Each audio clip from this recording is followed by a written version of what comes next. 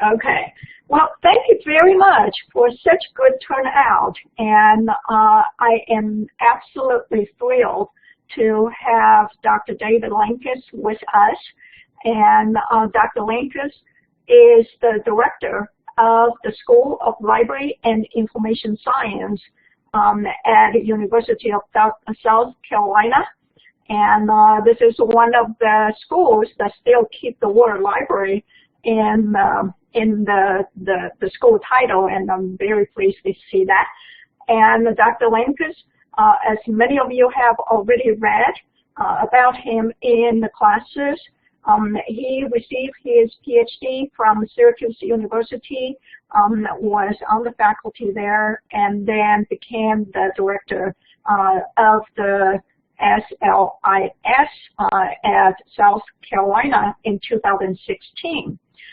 We know a lot about him because of the hundreds, and I don't know, maybe more than 1,000 presentations and all the different kind of publications that he has had over the years.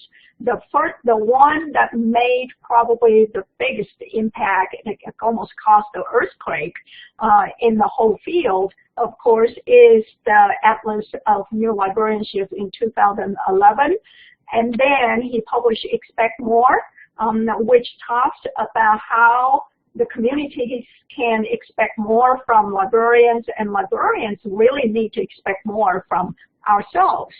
And the Expect More book was published in 2012. The audio book edition was published in 2014, and he updated into second edition in 2016. And then he also published a new, another one called the New Librarianship Field Guide. And so Dr. Lankes is going to talk to us about the new librarianship, and I am going to let him take over. David, are you ready?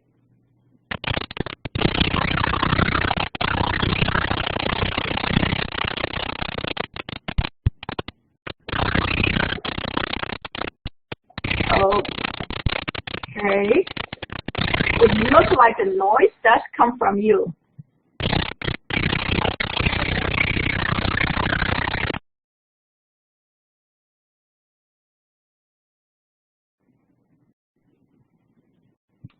Can you try it again?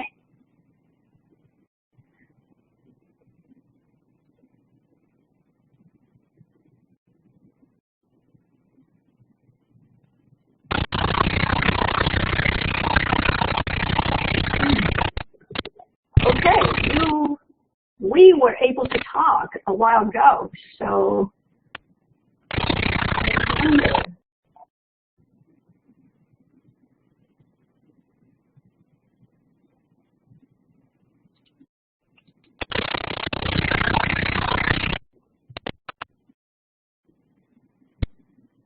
it says you're talking, but we did not hear anything.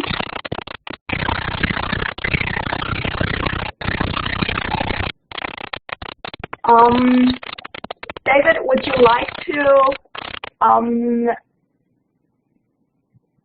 exit and then come in again to see if that will work?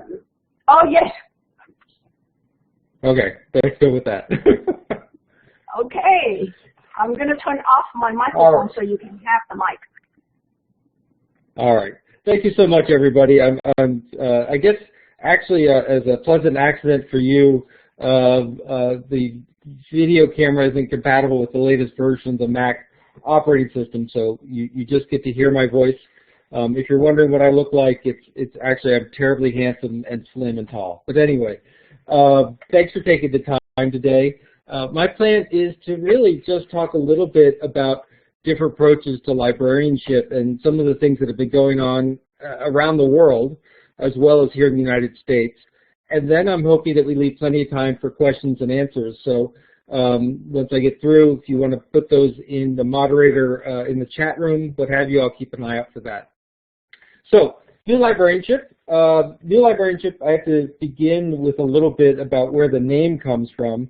I blame colleague of mine at Syracuse University, Blythe Bennett, which is, as I was putting together the book proposal for this, I knew the atlas was going to be part of it because I have a thing for maps. And Blythe Bennett was walking by and I said, Blythe, do you like the Atlas of New Librarianship or the new Atlas of Librarianship? And she said, I like the Atlas of New Librarianship. I said, all right, let's go with that.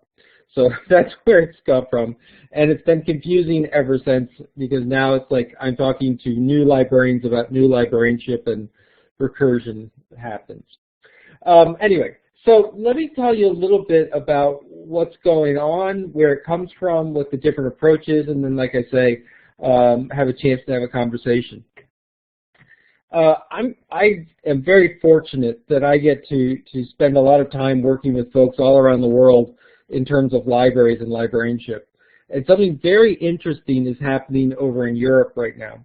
Something very interesting is happening with libraries here in the United States, and I would say actually probably having a longer term effect and been going on for more years than in Europe. But right now is a particular moment in Europe that I just want to quickly point out. What you're seeing on the screen on the slide are 3 different libraries built within the past decade. Actually, one of them's not done yet. The image on the left, the sort of white image, is the new public library, downtown central library of the Oslo library system. So that's Oslo in Norway.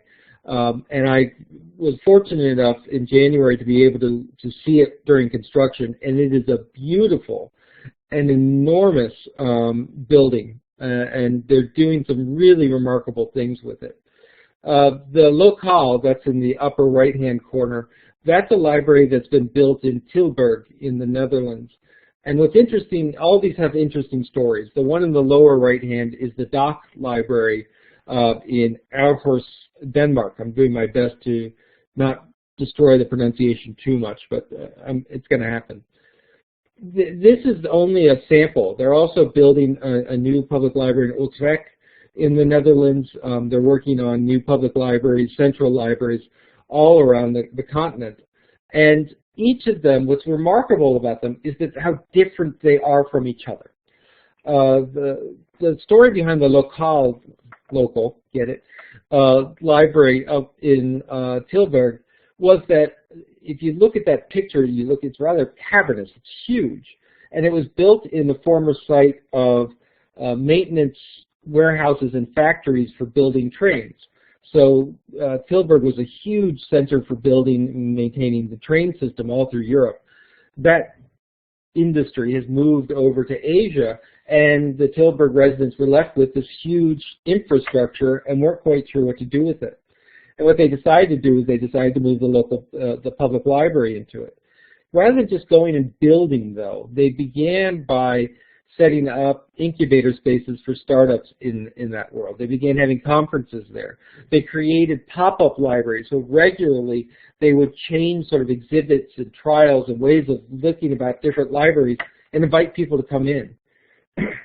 They also very much celebrated during this whole process the history of the building, so that they set up large interactive video terminals, like massive iPads, where you could go in and you could press on a map and say, well, this is what used to be here and this is what used to be there. And they would invite former train workers from the community to come in and add to that. So they say, well, I used to work in that spot. This is what I used to do. And so by the time they actually got to building the facility, they'd already connected to the community, built collections around that community. They experimented with new spaces. They tried lots of things. And so when they built it, it was really a reflection of a journey that went through that process. Pardon me. The Aarhus Library in Denmark is just an astounding place. It's built, dock is because it's built sort of on the concept of a ship. And it's one of the features that's really amazing. It's right in the center of the atrium of the library is a massive bell. And you chime the bell for every time there's a new birth in the city. So it's a way of sort of welcoming the population and bringing that right into the library. That's now spread out to a bunch of different branches within the system. But it's a remarkable place in how innovative they are, in how they really began to construct and think about libraries very differently. And we'll talk about that towards the end, about the metaphors to represent libraries. Back to the Oslo Public Library, something that's very interesting about that is, once again, they represent something like 30 different libraries throughout the Oslo city and branches, and they began with the branches. And so they would redesign the branches, and then finally they came to the central library. But each branch is remarkably different from every other branch. One branch is all about light and community and access. Another one is actually sort of has a vibe of sort of a nightclub where they have 2 stages. 70% of the collection is actually graphic novels, and they have an annual graphic novel convention in there, and they have a beautiful children's area at the top.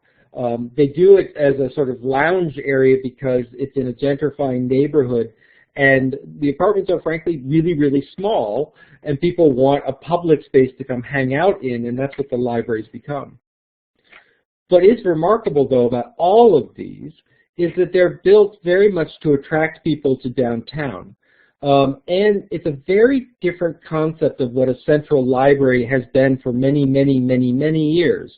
Public libraries tended to think of central libraries as the library of last resort. It was where all the books and reference material and specialized staff and cataloging happened, and the branches were where the people and the life occurred.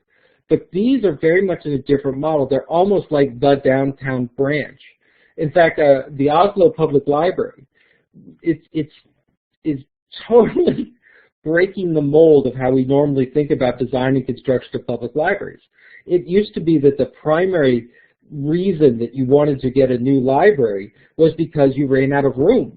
And back in the days, meaning about 20 so years ago, but they still build them this way, you would run out of room, you would build a new library, and you would have greater storage, greater space, you would read heavily and then move a smaller collection up, assuming that you would build into the new space. In Oslo, they're planning on bringing 50% of the current collection over to the new library, and that's it. In other words, they are planning the new library to have a 50% smaller collection than the previous public library. Part of that is because they're anticipating a huge amount of digital resources and being available. We know, for example, reference collections have pretty much disappeared these days because they've moved to electronic and digital resources. But they're really looking at ebooks and all other sorts of materials.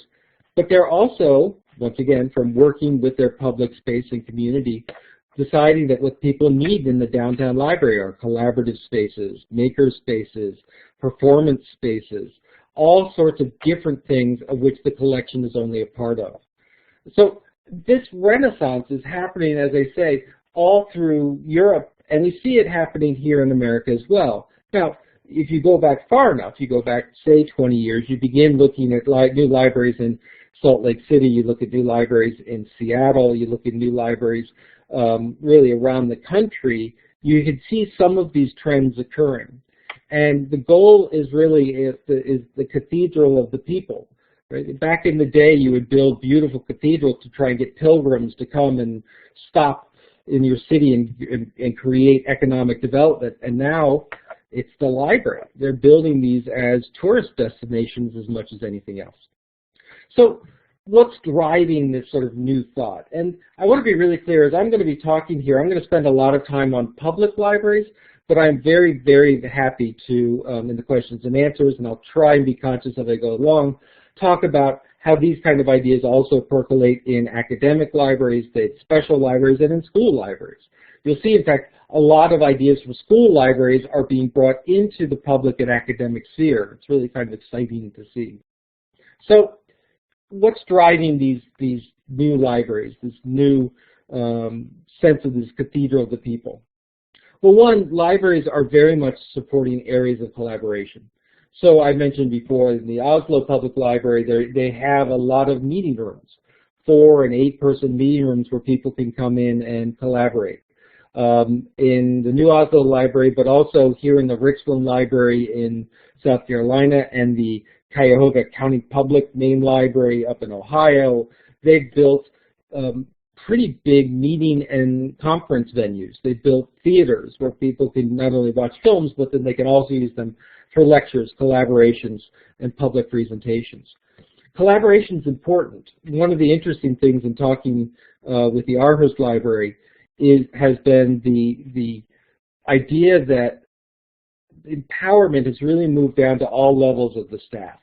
So while we may have the head of public service and the head of technical service, really everyone is empowered to go out and work with different parts of the community, bring them into the library and go out to meet them in the library to talk about how do we connect and collaborate. It's not just about the library, but that library downtown should connect to the museum, should connect to the Chamber of Commerce, should connect to City Hall, should connect to all these different areas.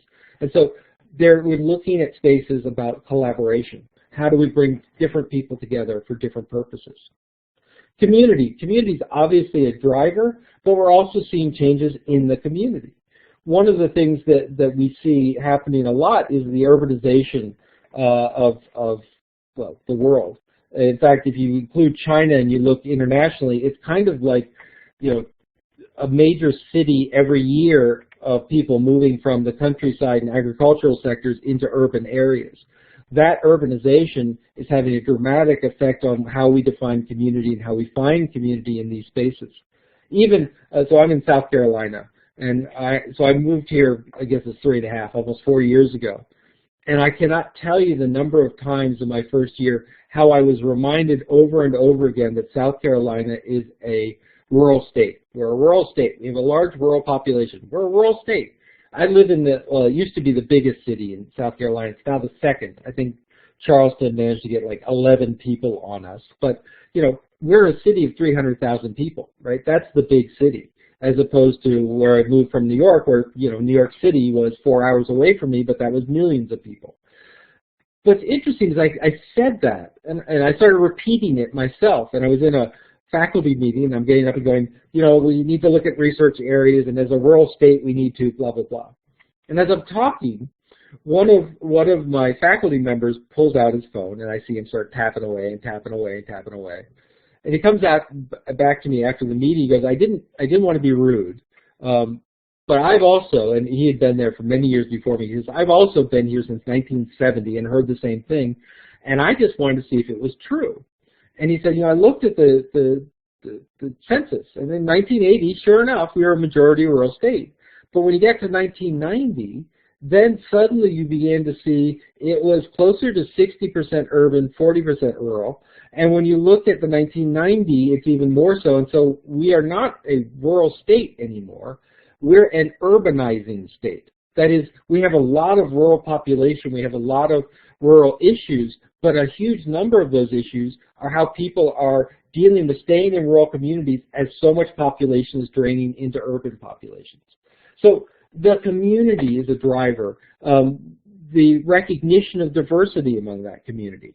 Right? We have to deal with the fact that, you know, our communities have always been diverse, but now we're truly trying to embrace and truly affect and connect to all those different diverse voices. Ethnic diversity, religious diversity, nationalities of origin diversity, economic diversity, all different kinds. And so community, people are seeking community, they're seeking to come together. And, you know, back to a European example, when I was over in Italy, they talk regularly about the death of the piazza. The piazza is the public square. And so increasingly, because of commercial drivers, because of good real estate, because of home prices, there are all sorts of things that are driving people out of the public space. And we're seeing libraries step into that space to be the new piazza, the new public space. Another massive driver of change is really thinking about the business that we're in. I mean, I could spend a couple of hours, because I know you love that, but I could spend a couple hours talking about really how we in the library and information science domain have changed how we think about our duty, and changed how we think about how we organize things, and changed how we see people. You know, we're currently in the middle of a book talking about how the data landscape and the media landscape have truly been, our current world has been shaped by a century of war and conflict, right? That the computer was developed in World War II, that propaganda and false fake news and such was really an invention in World War I, and all these kinds of things. And you look across that, the way in which we sort of envisioned the people that we serve has changed radically as well, right? And this isn't just a matter of what we call them, from patrons to users, but how we really think of them, right? We used to think of people as this sort of mass that we could inform, right? This relatively homogeneous group, and we provide a service, and out would go this information that would be consumed on the other end. And in the information world that grew very much around the 70s and 80s, though has its origins back in World War II, we began thinking of people as users. We began people think as information processors. We began looking at, instead of talking about organizing collections, we talked about metadata and how do we access information. And we talk about information retrieval, and we talk about information behavior. And we really did sort of take on the metaphor of technology and talked about people's memory and people's capacity and all these kinds of things. And now what we're really discovering as you look in everything from communications and psychology to learning theory and neuroscience, as well as information and library science, is that we understand that people are learners. That as people are working their way through the world, they're learning how to find meaning in their own world and how to find power in that world. And I think power is a word that we in the library science field often shy away from. We feel that, oh, no, that's sort of gross things. We're in the empowerment business. And I say, great, what's the root of the word empowerment? And the answer is power. A simple example, if you believe that one of the primary purposes of your library, public, school, academic, is literacy, well, let's just take basic literacy, reading and writing, then you can't really empower a community through literacy unless you are yourself literate, right? Unless you have the capacity and ability to not only read and decode text, but then teach it to other people. We did a project 2 years ago with the Hearst Foundation on community librarianship and community literacy. And we teamed a under-resourced, poor Title I school district with the local public library branch. And the idea was that as kids moved from the classroom into the library and then eventually into the pizza place for dinner and into the soccer fields, they would find this regular, constant narrative about the importance of reading and writing and utilization of terminology. What we quickly found out is that how we talk about literacy in a classroom and how we talk about literacy in a library, public or school library, is very different. Where in schools, in formal education, it tends to be about things like text decoding, syllables and phonics and all this sort of way of how do you take letters and words and break them into ways in which we can interpret and decode that information. When we talk about literacy, particularly in youth services in public libraries, we spend a lot of time talking about literacy, but we almost always mean enrichment. That is the idea of instilling a love of reading, of providing wide and varied text and representative and diverse text for people to sort of find their way in the world. And that wasn't helping because parents would run into the same words meaning very different things. And you really got to a situation where we understand it's about learning. And like I say, finding meaning and finding power. In one of the activities, in one of the sessions that we were doing as community outreach as part of this project, we had a brilliant literacy expert who got up and she was doing story time. But what she was doing by doing story time is she would stop and she would explain, this is why we do this. This is why we show them pictures. This is how we sound out words. This is, right, she was teaching. She was teaching how to teach. After she was done, one of the mothers came up to her and said, could you tell me, and she had her infant child in her arms, and she'd say, could you tell me what you said on this page? The teacher, the literacy expert would repeat it. And then she'd turn the page and the mother would say, well, what did you say on this page? And the literacy expert would repeat it. And the mother was clearly focusing on what was happening. And as she got to like the third and fourth page, what the literacy expert realized was this mother couldn't read. This mother was illiterate. And yet this mother understood the importance and power of literacy to the point that she was going to do the best she could to pass it on to her child, even if she didn't have it. these are the stories that make me love libraries, because that then turned into a quick conversation about how do we get the mother into literacy classes and literacy outreach, and how do we connect in there. We also had the example of Betsy Kennedy as the librarian at the Cazenovia Public Library in New York. Cazenovia is a very, very rich village in the midst of the poorest county in all of New York State. They began realizing that there were a lot of people and kids who needed their help that couldn't make it into the library. So they began setting up programming, story time, reading services, literacy experts at the local food pantry. And the kids would come in and they would do this. And Betsy tells the story that at the end of one of the sessions, they would give a free book to each child. Well, she was handing the free book to a small girl, probably around 8 years old, and the girl started to cry. And Betsy said, "What's wrong?" And the girl said, "This is the first new thing I have ever owned in my life." That book for that girl represented not reading, but represented value. She was valuable enough, she was important enough to own a new thing, and she'd never been given that opportunity before. They, by the way, quickly realized that part of what was happening is that the families coming in, it wasn't just the kids needing literacy. A lot of the reason that the adults needed to come in is because they hadn't finished their education either.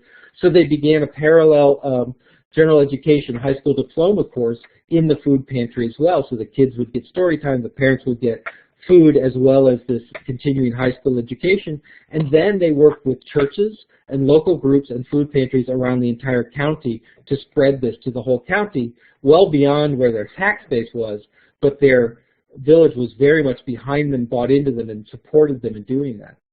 Right? These stories, right? These are the stories about how people get power. They find meaning. And part of what we do as librarians is not show them a book, answer a question, and provide some materials. We really are helping to facilitate them finding meaning in their life. Now, that can be itty-bitty, a beautiful book that never existed before, right? The 7-year-old who comes back to the desk and spends an hour and a half blowing at you because they found you gave them the perfect book.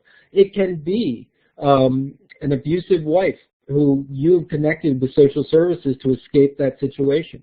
It could be someone finding a new career or a job, or finding just a sense of purpose. Another story, the former director of the Maine State Library, when she was a public librarian during the economic recession previous, the early 2000s, she took a staff lounge, emptied the staff lounge, put in a coffee pot, because what happened was she had these gentlemen, they were men, coming in every morning, dressed up with ties and suits, and they were sitting and reading and working on the computers. And what she discovered is that they were recently laid off, and they didn't quite know what to do with that. So she cleared out the staff lounge, put in the coffee machine, put in a printer and a computer they could use sort of away, and made it into a job support service. Years later, one of the gentlemen met her, came up to her and said, "You saved my life." Because I didn't know what to do. My entire value was having a job, and suddenly I didn't. And when I walked into that library and you gave me coffee and you gave me a space and you made me feel important again, I had another chance. Right? So these are lovely telling stories, but they all come to the core of how do we help people find meaning in their life? And that's through learning about themselves, learning about the world, learning about what they can be, learning about new narratives they never knew were possible. So that's a driver. When I talk about the Oslo Public Library and the locale, I could easily sit there and talk about how they have educational topics and they have regularly delivered content and curricula and a whole different services to help educate people along the way. Another big thing, and this is really interesting, is that we talked about libraries, once again, I'm going to say particularly public libraries, but all types of libraries, as enablers of learners, as citizenship. We've talked about libraries as places where people learn to read. We've talked about libraries as places where people come to be part of a community. But increasingly our language, and particularly over the past 10 years, has become about libraries supporting democratic participation. It's not enough to say that we have people who can read and be part of a community. We really do want to create citizens who are committed and participatory in their own governance. Now, what's very interesting is this is where you see international differences, and you see state differences as well. For example, I'm slightly embarrassed to say, but not every state, for example, requires libraries. Right? Many cities don't build libraries because they're near larger cities and they sort of assume they'll use them. In South Carolina, I'm thrilled to say that every county in the state is required to have a public library. I'm thrilled to say that. I'm a little embarrassed to say the other two things they are required to have is a local school, yay, and a local prison. So those three things, if you're a county, you have to have a prison, a library, and a school. Well, in Europe, in different countries, particularly in the Scandinavian countries, they have libraries by law. Even in the UK, where we're currently seeing, particularly in England, a lot of public libraries closing, there's still on the books a law that says you must have public libraries.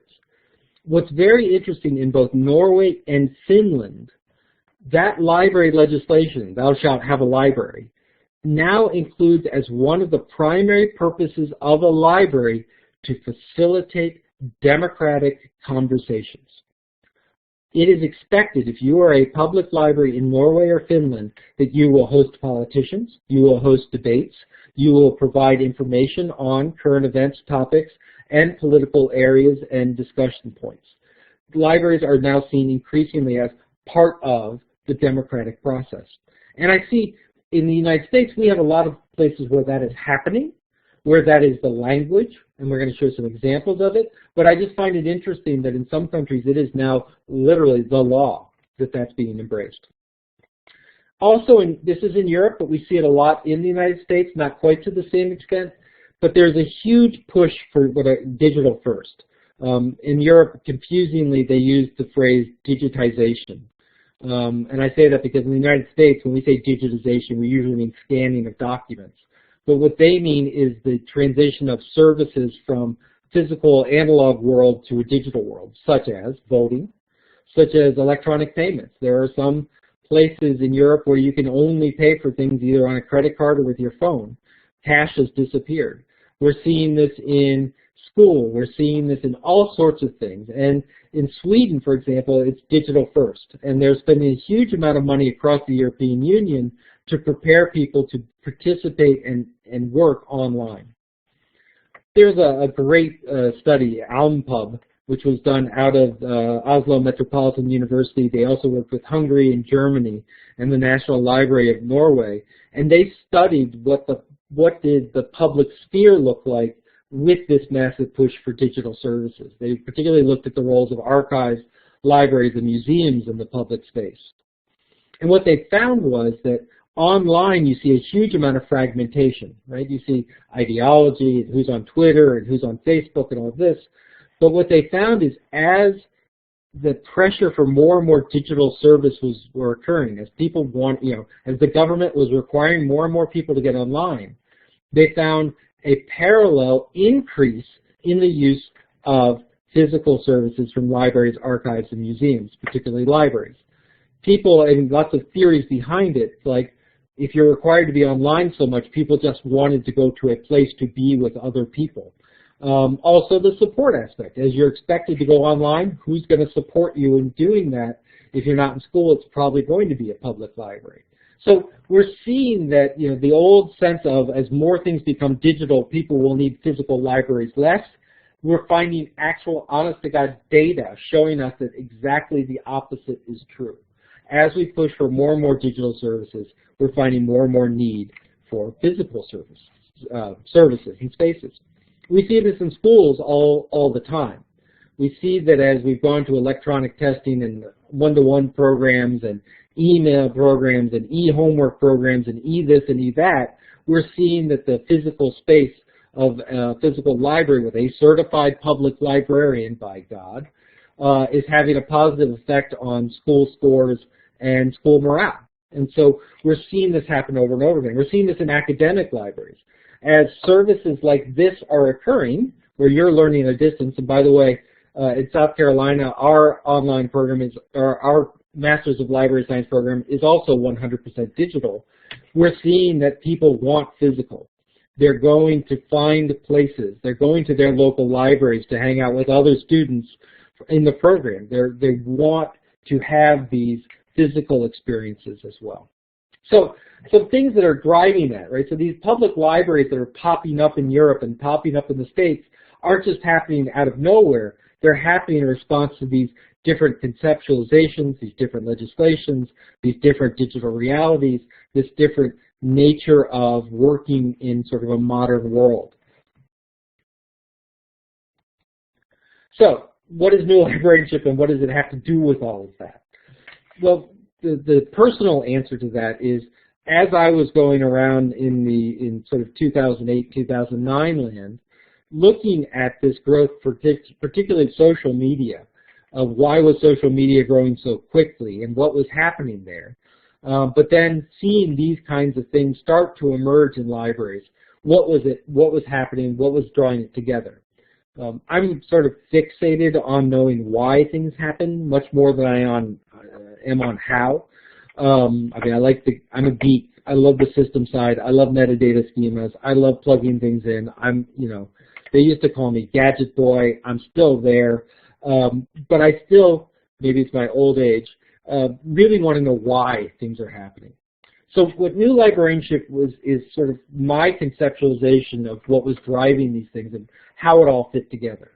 How having greater digital service in Norway was making things look a lot like they were happening in the Dallas Public Library system currently, but I was involved with it when it was Corinne Hill was the director and building out their branches and redesigning branches and thinking about the new library, right? Why were these things of the same and why were they the same? So new librarianship is a high-level framework for navigating the present and future beyond functions, medium spaces. In other words, a lot of how we would approach libraries would be around doing things. We had a collection. This is how you organize that collection, catalog that collection, shelve that collection, circulated that collection, highlighted that collection, answered reference questions on the collections, right? Function, function, function, function. And I was really interested in, so why do we have a collection? Do we still need a collection? When Oslo Public Library opens with 50% of their collection, is that a good thing, a bad thing? How would we know, and what would it be based on? The core of what I came to the conclusion of is that we're in the knowledge business, but knowledge is created through conversation. Knowledge is a uniquely human thing. One thing, it's kind of like fingernails on a chalkboard to me, but that idea of talking about the world's knowledge and by doing that talking about books and HTML pages drives me freaking nuts.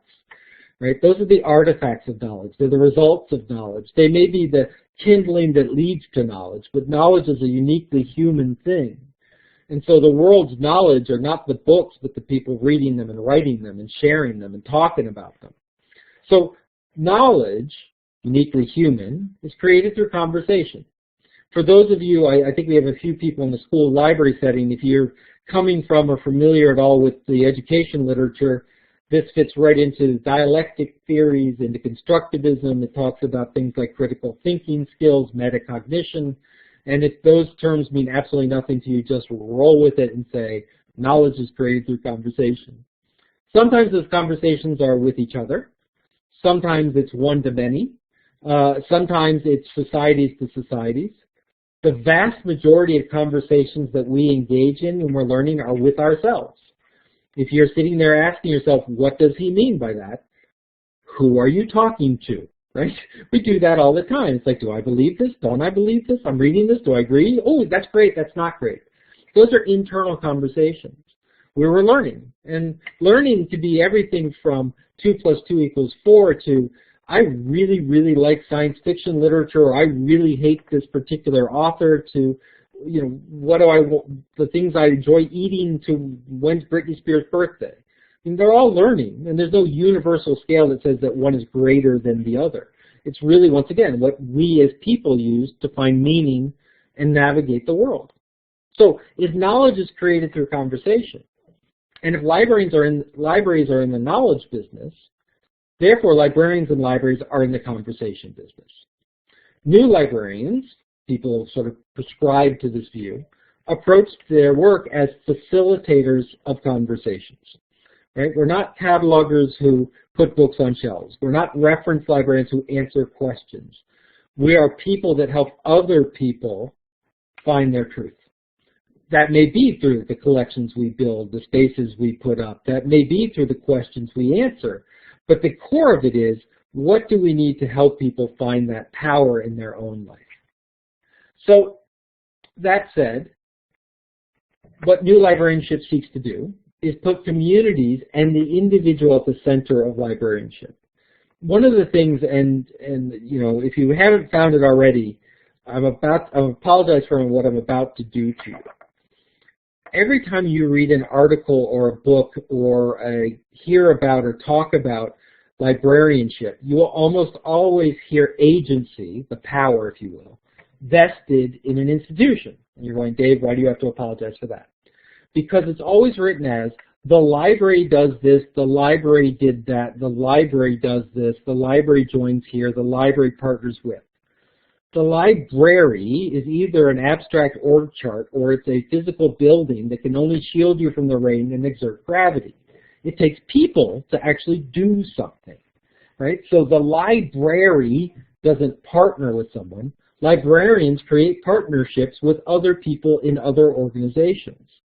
So just, you know, as you're reading through literature, articles, going through courses, just look at how much time the library gets all the credit for the librarian's work. And think about, you know, where's the agency here? Right? The community and the individual are at the center of librarianship. You as an individual being a librarian, the person who walks in your door that you're seeking to help find that meaning, their agency, it's all about talking about individuals. It focuses on librarians and their impact, right? So that, you know, it's an old, I would like to think that it's old and out of date, but unfortunately I still run into it. If you look at the dictionary definition of a library, it's very unsatisfying. It's more or less a place and a collection that shares stuff. And so the definition of a librarian is someone who works in a library. So the definition of a librarian is someone who opens up a place and helps share stuff, as opposed to turning it on its head, right? The classic line of, we're the only profession named after the building. It's not true, by the way. Accountants got their name because they worked in counting houses. But flip it on its head. It's not that a library doesn't create a librarian. Because you work in a library doesn't make you a librarian. Because you work in a place, it makes a place a library. Right? A library is a librarian serving their community. Right? So this is the line that I throw out every so often. Right? A room with a bunch of books in it is a closet. An empty room with a librarian in it serving their community is a library. That's the difference. You are the central factor that makes the library work. It's based on learning and learning theory. Right? If you're knowledge, you're in the conversation business. So it gets down to knowing how people learn is more important than, for example, knowing how they seek information. Well, they seek information based on what they know and don't know, which goes back to how do they learn. So it's a different way of understanding and working in that world. I'm sorry, Diana, I just saw a lovely thing, and absolutely. All right, now I'll show you what kind of a mean person I am.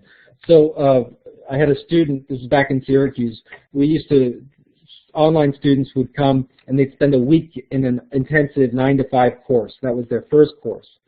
And I would give them, in essence, this lecture. And I had a student come up to me on day 2, and she goes, you know, after the first day I was going to quit this program. I said, oh? She goes, yeah, all you kept doing was talking about interacting with people and facing people, and I don't like people. That's why I want to be a librarian.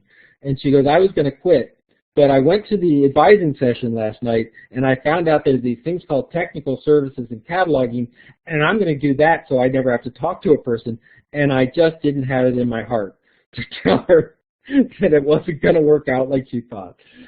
Because the idea of, metadata, and even back in old school cataloging, AACR1 days, right? We talk about literary warrant. That is when you catalog and pick cataloging classifications and subject headings. You pick it based on knowledge of a community, and how do you know the community if you're not out there talking to them? So anyway, we're all in this connected business. So I apologize, but Diana, I want to appreciate your comment. So once again, what makes a librarian now? If we're shifting the definition of our field, we're shifting the definition of libraries, and we're putting it on the shoulders of librarians, we really need to have a clear understanding of what a librarian is, particularly because increasingly librarians are doing their jobs not in libraries. The other thing that all of those central libraries that I showed you at the second slide, all of them have in common is they have all totally flipped the percentage of how much space is dedicated to the public and how much space is dedicated to the staff. If this were 50 years ago when the last wave of public libraries were built, 70% of the physical space of libraries would be set aside for staff. That's either staff offices or closed collections, archives, special collections, things that the public wouldn't see. 30% were reading rooms, interactive spaces, beautiful atriums, etc. Now, every one of those libraries being built is flipped on its head.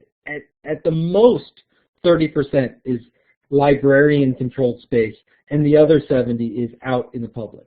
Another public library to pick on for a moment, the Fayetteville Free Library. When I was in Syracuse, it was a suburb, and a lot of our students would do internships there, so I got to spend a lot of time visiting. And they told me, literally, they built a beautiful library in an old warehouse, brand new, so it was really hip and cool. And they said, what we spent the last 3 years doing was opening all the doors. What used to be a meeting room suddenly became the story space. What used to be a closed office suddenly became this. And she goes, we just open the doors. We just open every door that we can find. We keep opening them up. They got to the point where, for example, I loved this one, they would do ad hoc story hours, meaning they would have story time at certain hours, but if they saw a bunch of kids in the kids area of a certain age, they just walk in and say, anyone want to do a story time? And they do it.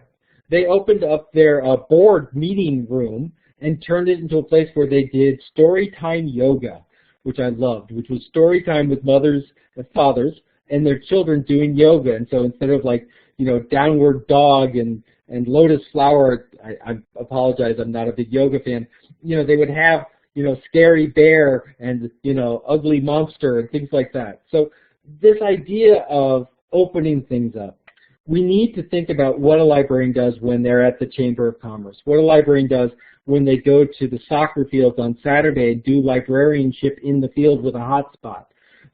What happens when librarians work in a library that doesn't even exist? In the U.S. embassies around the world, they don't have libraries anymore. They have information services. And the librarians that are still doing the work there, still doing beautiful reference and all this stuff, they're not working in a physical library. They're working out in the missions. They're working with the diplomats. They're working out amongst the community, sharing because they can get to most of what they need electronically with electronic resources. So if you're not defining the librarian by the physical space, because the physical space is now sort of optional, it's one of the services we can offer. And in a public setting, I've just talked about the importance of it, but there are other settings, in academic settings, in special settings, in medical settings, in law settings, where the physical space is not helpful, you still are a librarian. So what uniquely defines a librarian? Well, three things. The first is their mission. The mission of a librarian is to improve society. Feel free to stop there. But how? Through facilitating knowledge creation in their communities. And that's just a big fancy way of saying the mission of a librarian is to make life better through learning. That what we do is we help people get smarter and make smarter decisions. But that mission itself is not unique to us. I mean, a teacher can easily look at that mission and say, that's my mission. Google could look at that and say, that's my mission. Publishers look and say, that's my mission. And that's actually a good thing, because what it means is those are our collaborators. Those are people who have a shared mission, means those who we should be working with. But it's not unique enough to say that's what a librarian is. And so one of the fears that often gets talked about when you talk about names, when you talk about changing spaces, all this other stuff is loss of identity. So having a mission that is like everyone else's is not helpful for identity. So we need two other things. How do we do this mission? Well, we do this through our values, right? We do it with our values, I should say. We value learning. We believe that we are there to help people learn, even if it takes them longer than doing it ourselves. We believe in learning. We believe in openness. We believe in sharing our process, in open resources, in making things open access in an academic setting, in replacing, $80 textbooks with, $0 online resources. We believe in diversity, ethnically, religiously, but diversity of thought. And diversity implies respectfulness, right? This isn't the idea that we automatically love you because you think differently. It's because you're willing to share how you think differently and you're willing to engage in that difference, right? Diversity is about respect of the difference, not simply acknowledgement of the difference. We're about intellectual freedom and safety. We believe that libraries are safe places to explore dangerous ideas. We believe in intellectual honesty, not being unbiased. I want to be really clear here. Librarians are not now, and frankly have never been, neutral. We have never been unbiased. We have never been objective. It's not there, it's not happening, forget it. The closest definition that we ever got to being unbiased was that librarians were enforcing a majority consensus narrative, right? In the days when we didn't care what black people thought, in the days when we didn't care what poor people thought, in the days when we didn't care what women thought in the business place, et cetera, et cetera, et cetera, then yes, we were neutral because we were just like what everyone else was saying when everyone else was defined as a rich white guy, right?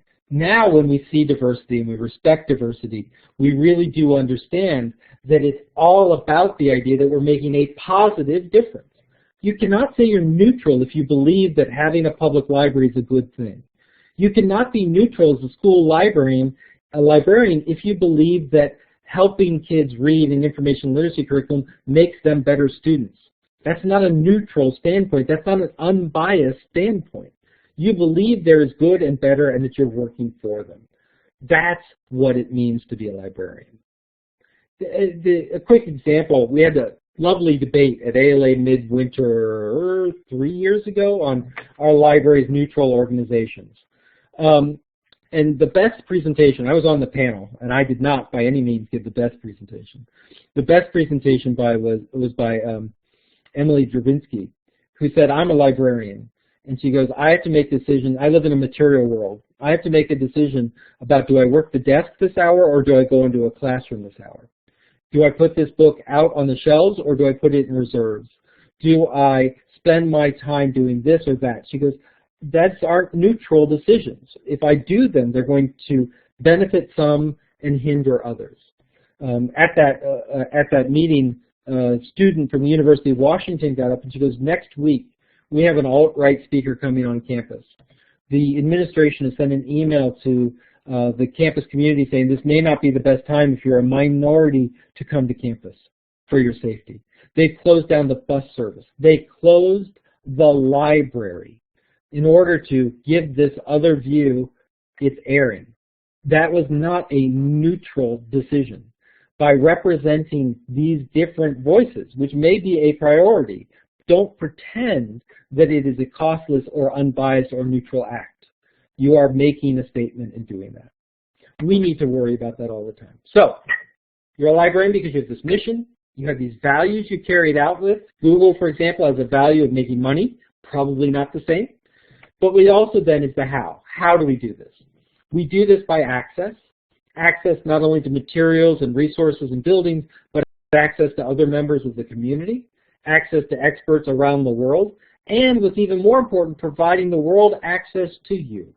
We allow people to come in and podcast their ideas so those can be shared. We create an audience for our own community in doing it. We house local authors or a school literary club. We can produce those kinds of materials. We do that through knowledge, training. We provide education, whether it's done in the form of classes and workshops or in one-on-one. The reference transaction, answering a question, is no longer seen as a transaction or an information transaction. It really is the idea of a very intensive short-term learning experience. That's an educational experience. We do it through an environment. Once again, safe place to explore dangerous ideas, preserving privacy, enforcing civility, bringing people together online and in physical spaces, and finally motivation. From book clubs to giving out rewards to a pat on the back to having people get up and speak about their experiences, we're all about providing this kind of motivation. I'm going to just show a quick example because I'm rambling on and I apologize.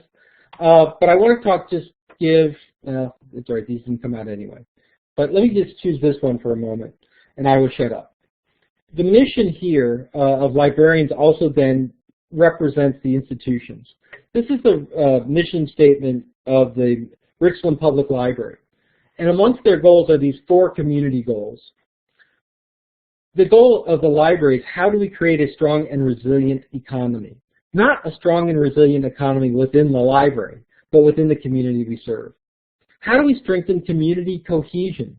So the Richland Public Library hosts what they call I think they're not important conversations, but critical conversations. They've had an ongoing dialogue about race where they bring 50 people come in of all races to come and talk about race relations in the city and have honest and sometimes really upfront conversations, but once again, moderated, facilitated in a civil environment.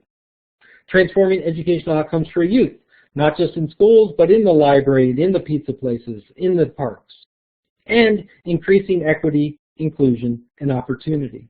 These are the mission of a library, but the library can't do this alone. So really, this is the mission statement of a whole city, of a whole county to do it. That's what we're seeing is increasingly, whether it's an academic library or a school library where we talk about student performance or we talk about excellence or achieving different outcomes, the library is part of a whole and has a voice in creating that whole community. All right. I'm going to shut up at this point, and I will ask that if there are other questions or comments, we can. I'm guessing, looking at my moderators here. Hi, Carol, by the way. Is it best to have them typed in, or how do we want to work this? If you'd like, David, hi. I can actually read those questions to you. There's been some really good ones in the chat if you've seen. How would you like to handle that? Go for it. Okay, let me scroll back up because there's been some real great conversation in the chat coming from many different areas of librarianship. We've got somebody working in the school library. Let's see, I'm looking for questions here. Lots of discussion around the question of bias and neutrality. I think that really... Actually, I see one here from Rachel on how do we include perspectives that fundamentally are opposed to inclusion. Yes. That's a wonderful question. And I wrote, and if you want to look on my blog, you can see whether you agree or not in a little bit more detail. But librarianship is fundamentally against, the values of librarianship are fundamentally against issues of racism and issues of exclusion. And it's based on not simply a feel-good notion or diversity notion or whatever, but it's based on the fundamental principle of learning. That is that kind of deliberate ignorance that doesn't respect what's going on in terms of science and culture and understanding is something that we don't support. We don't support having communities get dumber. And so how you treat it is you need to, this is where the neutrality comes in, right? Providing public spaces, providing alternative voices. There's what we need to do by law in, say, public settings. But then there are the idea of counter-programming. There is the idea of, simply having people have a racist meeting in a public room is actually a threat to people of other, diverse communities. And so simply saying they're not going to bring a gun is not the same as saying they're not bringing violence into the library setting. That kind of inclusion needs to be thought about. I would say that there is some pretty good principles that the American Library Association's Office of Intellectual Freedom puts out. I would say, frankly, they're not as progressive as many in the community, including myself, would like, but they are realistic and at least give you a point to begin that conversation. This is why you're getting a master's degree. This is why we consider you professionals, is not because you get the easy questions, but because we deal with something fundamentally difficult. And one of the things that we know is that librarians are extraordinarily highly trusted in communities, more so than news, more so than anyone other than nurses and the military. And that's not because we're neutral and we don't take a stand. It's because we're consistent and trustworthy and we build relationships. And we need to have that ongoing, constant dialogue. Okay. Elizabeth or Diane Connery asks, what are your thoughts on continuing to use the name library when our services have changed so much? Our library is very different from traditional libraries, but I believe some people dismiss us because they connect us with their image of the library from their childhood. I think that's several issues there. John Palfrey talks about the problem of nostalgia, which is not only not only do they have a picture of a library from 30 years ago, but they have the perspective of a 10-year-old vision of the library from 30 years ago. Nostalgia is problematic, and so, and actually I've got to sort of, own up to something. Actually, in April, we are probably changing the name of the school to the School of Information Science. And it was an interesting dialogue about library and using the word library where it is. And this is where we came down on the school, but answering your point, which is over the past 100 years, but certainly in the past 30 years, and certainly very much in the past 10 years, the library as brand, a word that means something, that has something associated with it, is very powerful and very strong. I say it's stronger now than it's ever been. It's cool now to be a library. You see articles in the New York Times and in the Guardian, and you see all of these in the Atlantic talking about the power of libraries. And libraries it's hip and cool to be libraries again. The problem that we ran into as a school is that brand is around a functioning space, a functioning library that provides service. And the problem is that when you're a school of library and information science, people look at that word library in our name, instantly go to the idea of it being a service, and they meld us together with the academic library on campus. The School of Library and Information Science and the Thomas Cooper University Library, you're both libraries, right? And so we really began to think about how do we support, build up, and empower librarians. Is still our central and most important degree program, still a mission of our faculty, but we have to do that with partnerships. We need to not only, the way that we need to prepare and support libraries is not only supporting and producing great librarians, but producing the banking sector that supports them, the provost that hires them, the mayor that sets the budget for them. And so in order to be part of that larger thing, we found that library brand is so strong and powerful for libraries, don't get rid of it, that it was actually getting a bit in the way of our academic mission. So, and I would say, it was not an easy decision on anyone's part. It was a well thought through, and when we make the announcement, we have a sort of 15-page report of all this discussion and things that we do. But we wanted to make sure that we continue to build that brand, and to do that, we needed to step to the side a little bit. But this also comes back to the wording. Less on the word library, more on the word things like patron and user and consumer and customer, which is the words that we use matter. And I think the most important thing to walk away with is realizing that the words we use amongst ourselves, between librarians, between library science faculty and library science students, is one set of language. And the words that we use with our community can be very different, right? So that, I really, really, really detest the use of the word customer when talking about public and academic and school libraries. I hate it. Yes. I think it represents a really fundamentally different power shift. That it's like people, consume you and drop you off, right? They're customers. I hate it. And yet, if that's what this community, maybe, for example, in a law library, if that's what they respect, or in a business and economics library, if that's the term of respect that works, that's what you should use between you and the community. Just know when we're talking amongst ourselves, those words have baggage and we need to be deliberate. Interesting comment. Very related to that. Shannon asks, or rather says, as a retired school librarian working on my evidence-based health librarian certification, I wonder about our schools. I know in my district, school librarians seem to be losing our worth with administrators and higher-ups in the district. Any ideas on how to get that back? This is where I got good news and I got bad news. But I was actually, and I think I can't tell you about it or I'd have to kill you.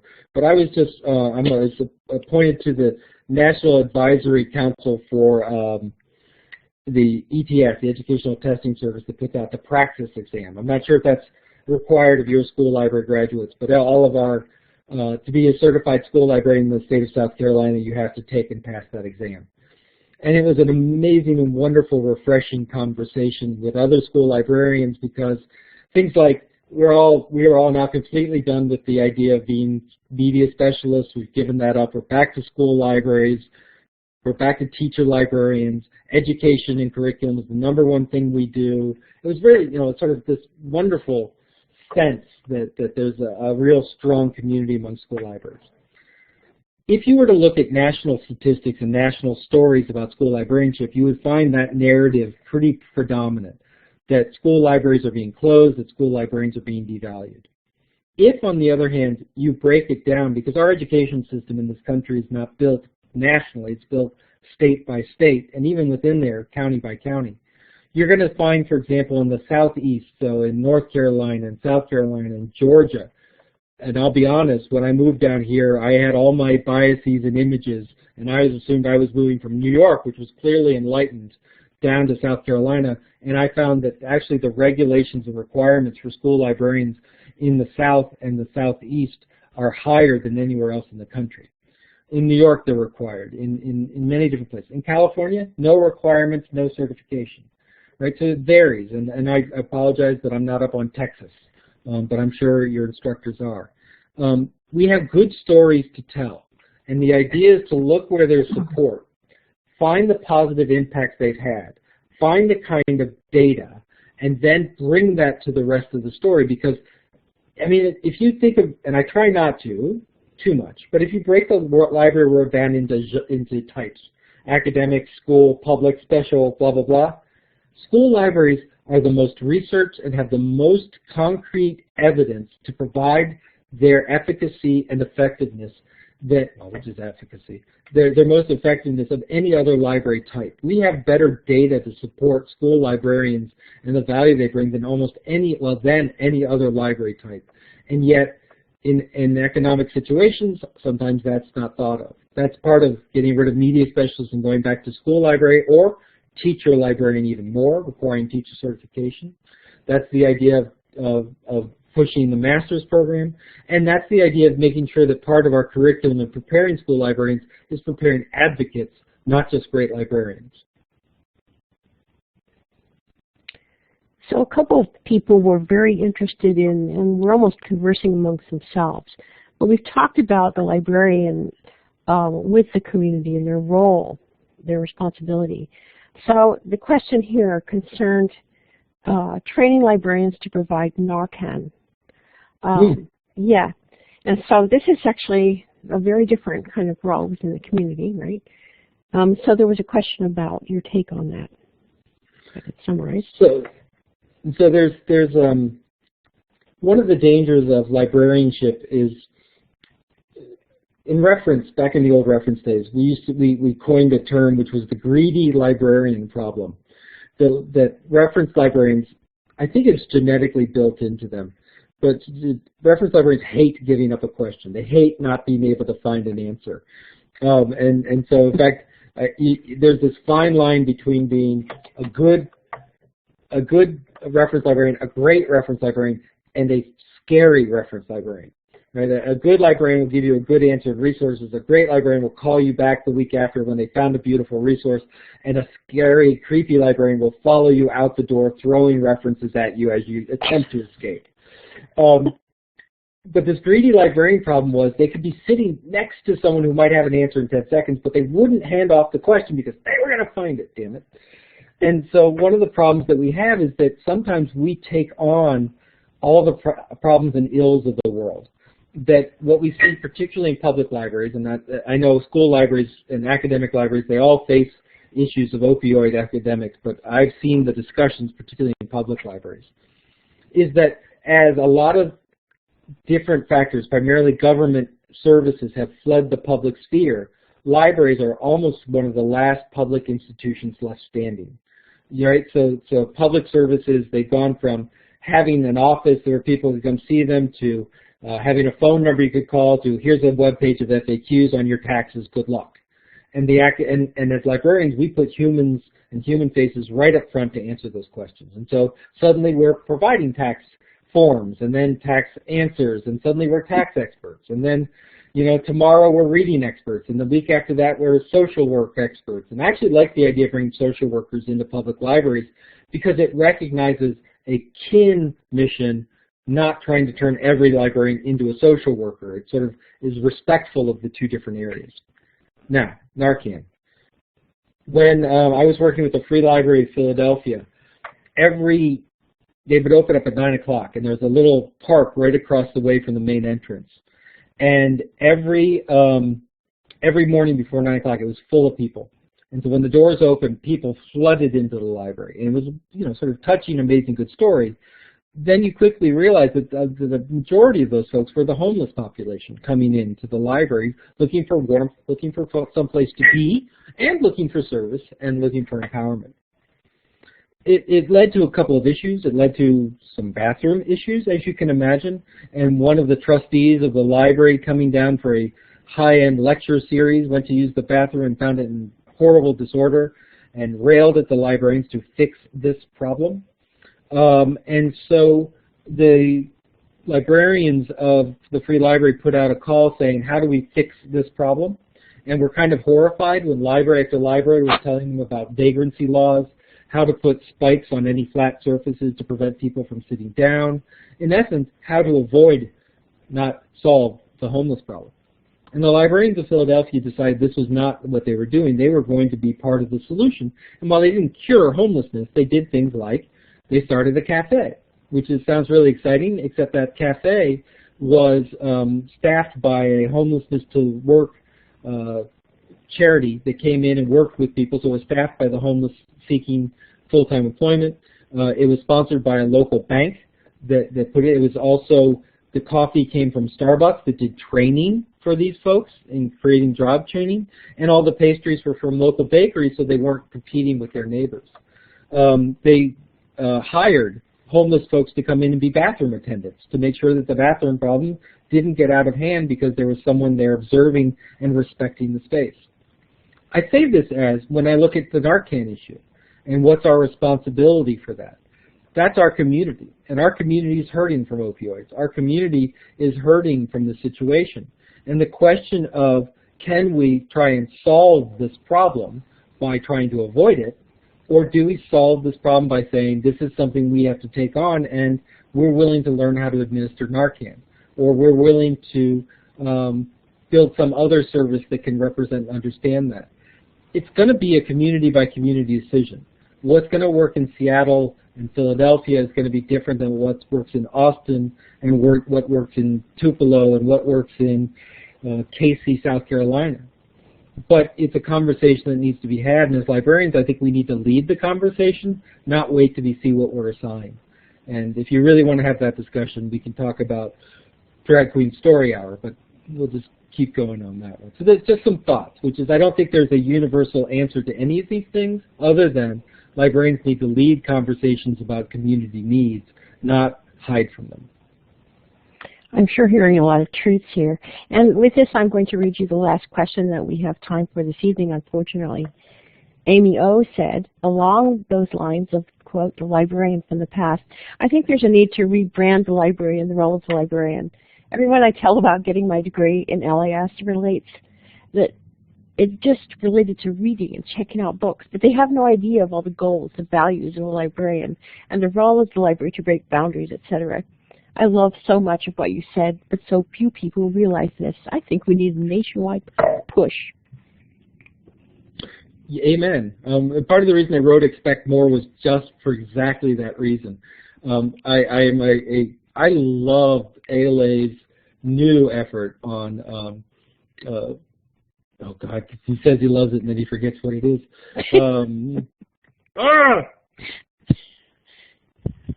What is it? Anyway, Sarah Feldman started it. I hate the read posters. I do. I hate them. I hate them. I hate them. I hate them. I hate them because what it does is it says libraries are all about reading. And yes, thank you, Libraries Transform. Thank you, Gwen. You saved me.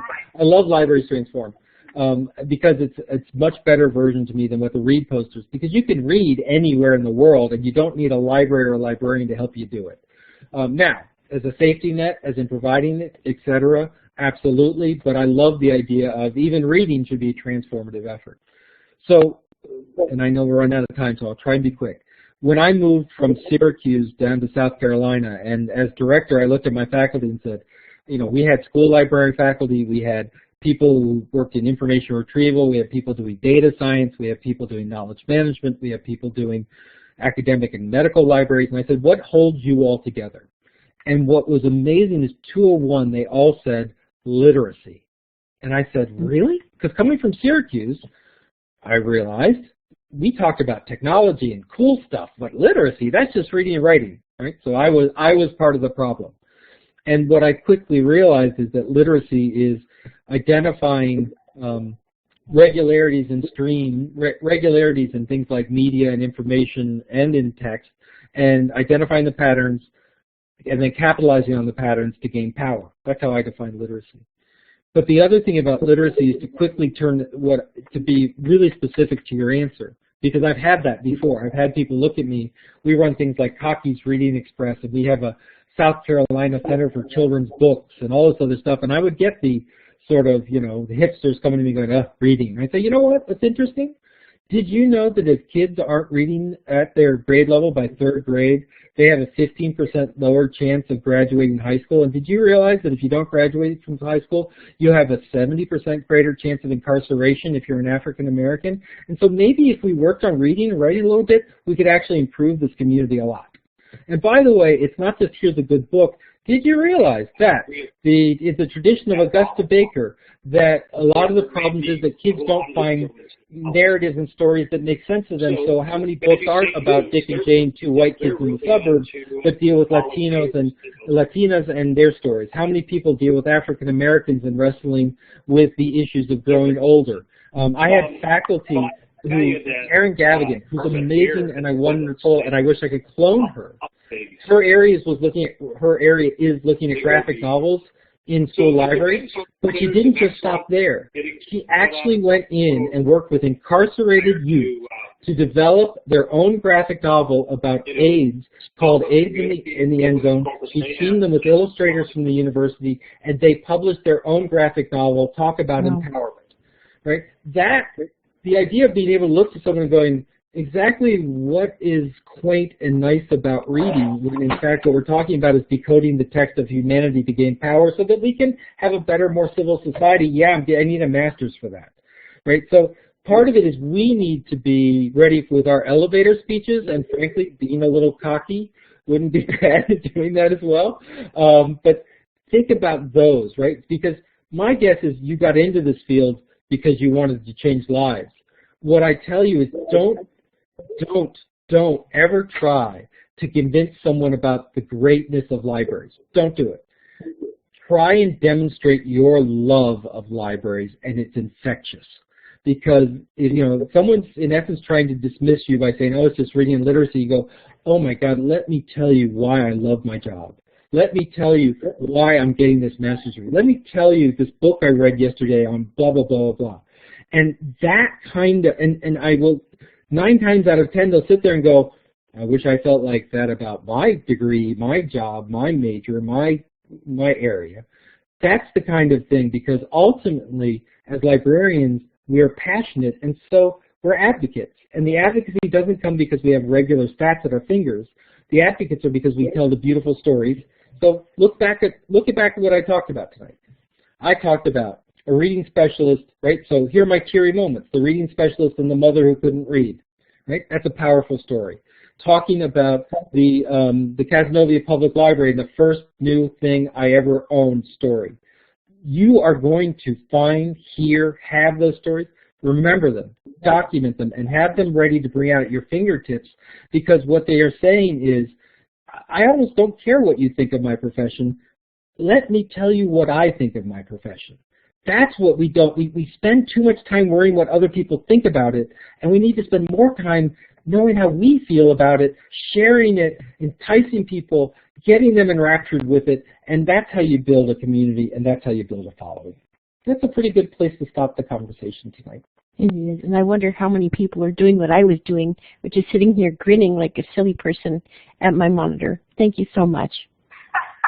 Thank you, guys. I really appreciate the opportunity. If you have any questions or things, these guys know how to get a hold of me. I have email, etc. I'm very much looking forward to it. So thanks again for your time. Good evening. Well, thank you very much. This is over and beyond. So it's just absolutely inspirational, and I very much appreciate you taking the time. All right, have a good night, all. Good night.